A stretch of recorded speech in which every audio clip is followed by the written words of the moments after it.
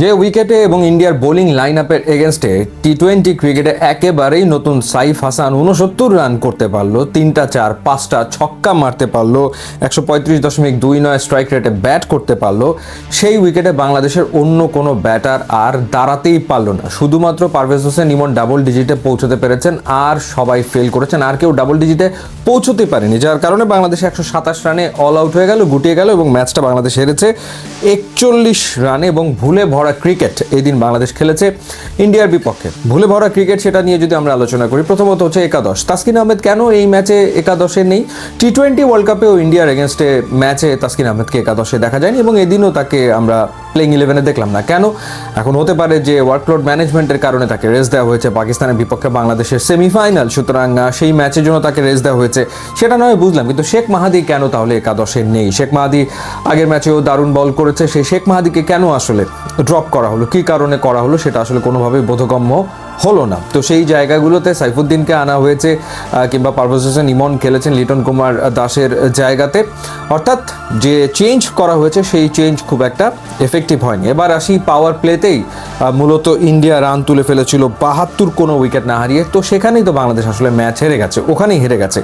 এবং ইন্টারেস্টিং ব্যাপার হচ্ছে পাওয়ার প্লেতে তানজিম সাকিব এত ভালো দুটো ওভার করেছিলেন, অর্থাৎ এই যে 6 ওভার, এই 6 ওভারের ভিতরে তানজিম সাকিব যে 2 ওভার করেছে সেই 2 ওভারে রান এসছে মাত্র 10, অর্থাৎ বাকি 4 ওভারে 62 রান দিয়েছে বোলাররা, বাকি যে 4টা ওভার 15-এর উপরে প্রত্যেকে রান দিয়েছে। সাইফুদ্দিন পাওয়ার প্লের ওভারে দিয়েছে 17 রান, মুস্তাফিজ পাওয়ার প্লের ওভারেতে দিয়েছে 17 রান।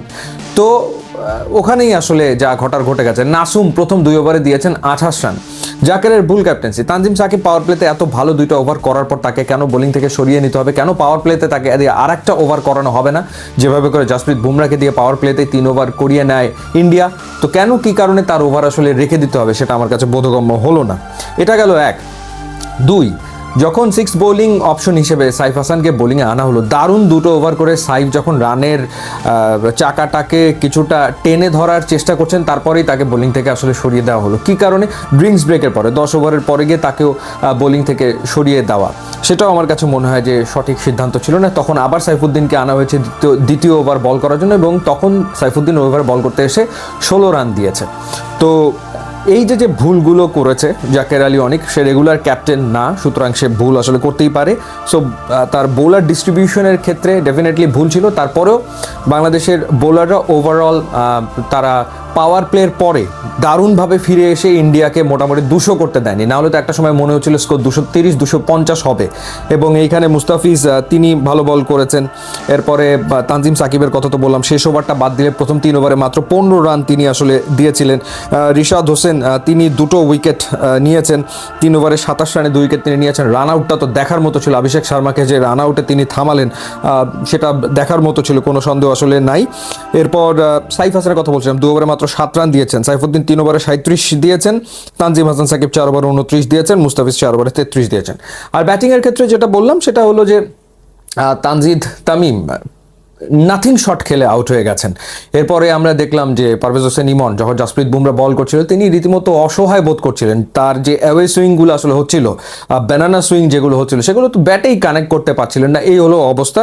শেষমেশ কিছু সুইপ শট খেলেছে আর মেরেছেন স্পিনারদের এগেনস্টে, কিন্তু স্পিনারদের এগেনস্টে শুধুমাত্র ওই সুইপ শট খেললে আসলে রান করা সম্ভব না, এবং সিঙ্গেল নেওয়াটা জরুরি, স্ট্রাইক রোটেট করাটা জরুরি, যেটা বাংলাদেশের ব্যাটাররা আসলে করতে পারেনি।